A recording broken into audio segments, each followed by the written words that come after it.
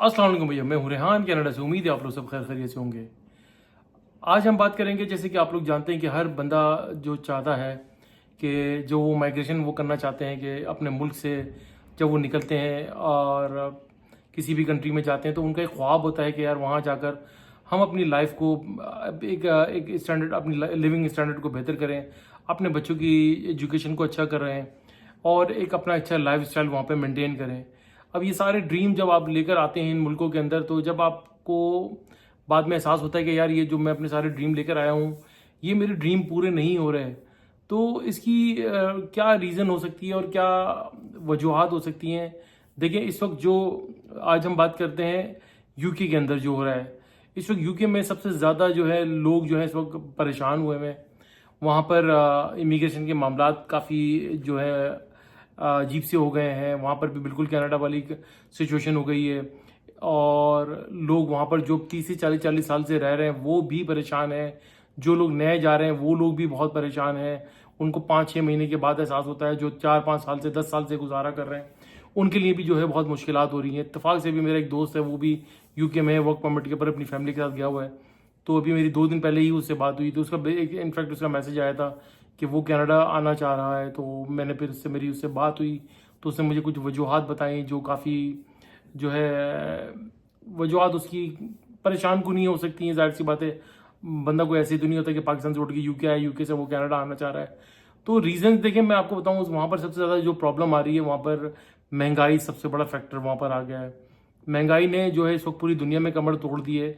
जो आप लोग हम समझते हैं कि यार पाकिस्तान में बहुत महंगाई हो गई है, बहुत बुरे हालात हैं, पाकिस्तान में चीज़ें ठीक नहीं है।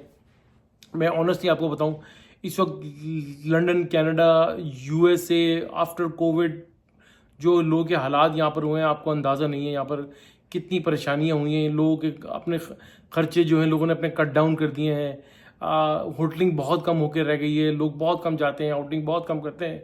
अपने जो है पर्सनल एक्सपेंसेस को लोगों ने काफ़ी कट डाउन किया है। इवन ग्रॉसरी के अंदर काफ़ी कट डाउन हुए। सेम एज यूके के अंदर भी सेम लोग यही अपने मामला को बता रहे हैं, वही प्रॉब्लम आ रही है। मैं भी लंदन में रहा हूँ आज से तकरीबन 12-13 साल पहले, तो वहाँ पर उस वक्त वो हालात नहीं थे। मैं तो एक बड़ी आम सी जॉब करता था और बहुत मेरा रीजनेबल मेरा गुजारा हो जाता था, मेरे पास सेविंग भी हो जाती थी। इस तरीके से लोग अच्छी सेविंग्स वहाँ पे कर लिया करते थे। थोड़ी बहुत 800-900 पाउंड के अंदर भी आप जो है वो अच्छा खासा अपने 100-150 पाउंड अपने बचा लेते थे। लेकिन चूंकि आप देखिए वहाँ पर सैलरी भी कुछ किसी हद तक बढ़ी हुई है, जो पूरी दुनिया में सब थोड़ी बहुत सैलरियाँ भी बढ़ी हैं, लेकिन वहाँ उसके साथ अगर आपको वो कहते हैं ना कि ऊँट के मुंह में जीरे के बराबर वाली बात है कि इतना सा देखिए इतनी महंगाई आपने बढ़ा दी है वहाँ पर। और इतना लोग यानी कि रेंटल वहाँ पर सबसे ज़्यादा महंगा हो गया। ग्रॉसरी जो कि वीक की बताते हैं कि अभी पिछले 4-5 साल पहले तक लोग 80-90 पाउंड या मैक्सिमम 100 पाउंड तक की वहाँ पर ग्रॉसरी आ जाती थी। अब वही ग्रॉसरी जो है वीकली 180 पाउंड से लेके 200 पाउंड तक पे चली गई है। किराए बहुत ज़्यादा बढ़ गए, 1200-1400 पाउंड का वहाँ पे किराया चला गया है। और आपको पता है गाड़ियों के तो वहाँ पे वैसे ही बहुत छोटा सा है यूके, तो मोस्टली लोग जो है वहाँ पर जो पब्लिक ट्रांसपोर्ट में सफ़र करते हैं। लेकिन जिनके पास गाड़ियाँ हैं वो भी अब ये मजबूर हो गए हैं कि यार इतने एक्सपेंसेस हो गए हैं कि वहाँ पे गाड़ी के इंश्योरेंस, गाड़ी की इंस्टॉलमेंट्स, गाड़ी की प्राइसेस इतनी बढ़ गई हैं कि लोग उनको भी कम करके बस में और लाइक अंडरग्राउंड में वहाँ पर ट्रैवल करने पर मजबूर है। लेकिन वो बहुत ज़्यादा प्रॉब्लम में आ रहे हैं और वो सोच रहे हैं कि यार हम यूके छोड़ दें, किसी और कंट्री में मूव कर जाएं या तो कनाडा मूव कर जाएं। मोस्टली वहाँ पर यूके के लोग जो है ये ज़्यादा प्लान ये करते हैं, ये ज़्यादा ये सोच रहे हैं कि हम जो है मिडिल ईस्ट चले जाएं, क्योंकि उनके पास पासपोर्ट भी है, एजुकेशन वगैरह भी है।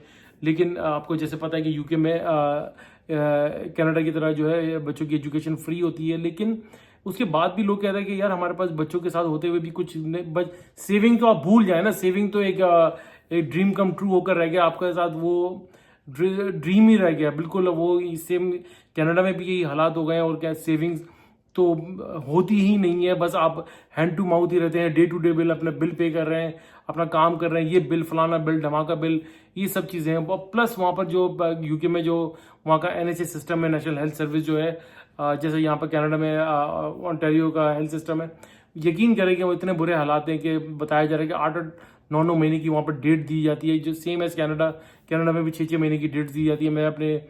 हमारी कोई अपॉइंटमेंट होती है 4 महीने 5 महीने का, तो नॉर्मल यहाँ पर टाइम है।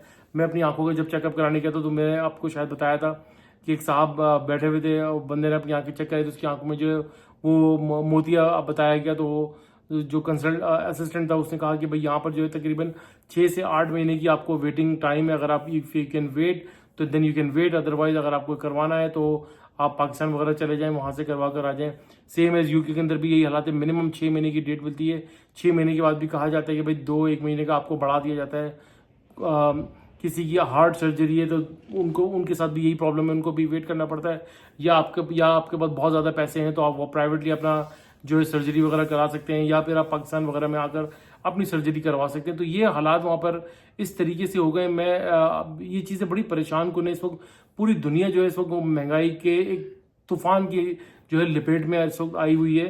तो इसके ऊपर हमें बेसिकली अब काम यही करना चाहिए कि यार अपने एवेन्यूज़ बढ़ाने चाहिए, अपनी आमदन को बढ़ाना चाहिए और अपने अपने खर्चों को जो है कंट्रोल करें। वो कहते हैं ना कि भाई अपनी जो ज़रूरियात हैं उन्हीं के ऊपर चलें, जो ख्वाहिशात हैं उनको दबा लें। अगर अपनी ख्वाहिशात को अगर आप अपनी ज़रूरियात बनाना शुरू कर देंगे तो तबाही फिर आपका मुकद्दर बन जाती है। तो कोशिश ये करें कि जहाँ अपनी जो छोटी मोटी ख्वाहिशात हैं जो अफोर्डेबिलिटी में आती हैं वो ख्वाहिश को पूरी कर लें।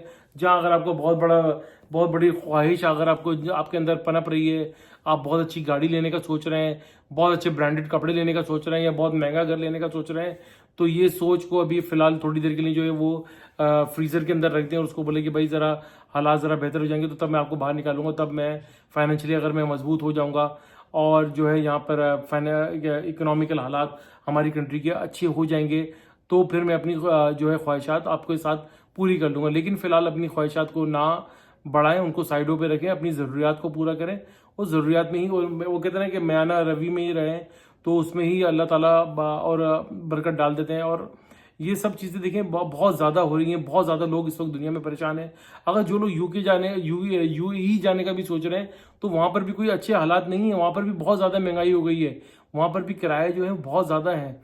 और जो आपका जो ग्रॉसरी है वहाँ पर जो हमारे दोस्त हैं, हमारे कुछ कजन्स वगैरह रहते हैं, वो भी यही बताते हैं कि भाई वो स्कूलिंग तो अल्लाह इलाही अलामान है वहाँ पर, यानी कि वो कहते हैं कि जी मिनिमम 2000 दरहम से शुरू होकर जो ऑनवर्ड 4-5 हज़ार दरहम के ऊपर वो चली जाती है, डिपेंडिंग ऑन कि आप कितने स्टैंडर्ड वाले स्कूल में आप अपने बच्चों को डालते हैं। तो ये सब चीज़ें हैं, ये अब आपको खुद ही प्लान करना है। कहाँ यूके कनाडा यूएसए उन लोगों के लिए अच्छा है जो अभी रिसेंटली यहाँ पर आ रहे हैं, कुछ पैसे वैसे लेकर आते हैं, ज़रा अपनी ज़िंदगी को एंजॉय करते हैं और फिर बाद में 6-8 महीने और तकरीबन 1 साल के बाद उनको एहसास होता है कि भाई ये हमने क्या भंड मार दिया, हम तो अच्छा खासा वहाँ पे सैलरी में रह रहे थे, जो कि अगर सेविंग्स नहीं हो रही थी एटलीस्ट अपनी फैमिली में अपने पेरेंट्स के साथ, अपने माँ बाप, अपने बहन भाइयों के साथ, अपने दोस्त अहबाब के साथ तो रह रहे थे। मैं बार यही बात समझाता हूँ लोगों को, मेरी बात शायद समझ नहीं आती, अक्सर बुरा भी मुझे कहते हैं कि वो फिर मुझे आके ताने मारते हैं कि भाई आप खुद तो रह रहे हैं। भाई मैं तो खुद तकरीबन 18-20 साल से मैंने पाकिस्तान छोड़ा हुआ है, तो मैं एक सिस्टम में आ गया हूँ, मैं एक सिस्टम में रहता हूँ। हमारे मुल्क किसका दिल नहीं करता, अब क्या करें, मजबूरी है।